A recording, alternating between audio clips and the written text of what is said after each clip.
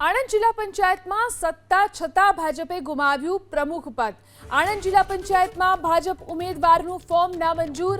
ભાજપ ઉમેદવાર મયુરીબેનનું પ્રમુખ પદ માટેનું ફોર્મ નામંજૂર થયું.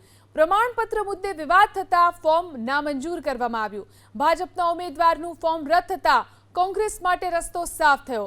હવે કોંગ્રેસના ઉમેદવાર ગૌરીબેન તડવીનું પ્રમુખ બનવાનું નક્કી માનવામાં આવી રહ્યું છે.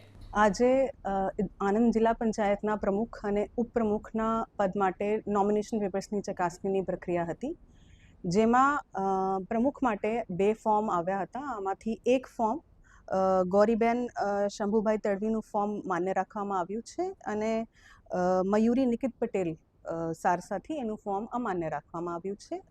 ઉપપ્રમુખ માટે આપણા જીલુબાઈ પરબતસિંહ સિંઘાનું ફોર્મ હતું, જે માન્ય રાખવામાં આવ્યું છે. મયુરીબેન પટેલનું ફોર્મ રદ એટલા માટે કરવામાં આવ્યા છે કે સાથે, કેમ કે આપણે બધા જાણીએ છીએ કે જે પ્રમુખની સીટ છે આ એસટી માટે રિઝર્વ થઈ છે અને એસટીના જે ડોક્યુમેન્ટ આપણે જોઈતું હોઈએ એઝ પર રૂલ્સ એના સાથે નહોતું, એટલા માટે રિજેક્ટ કરવામાં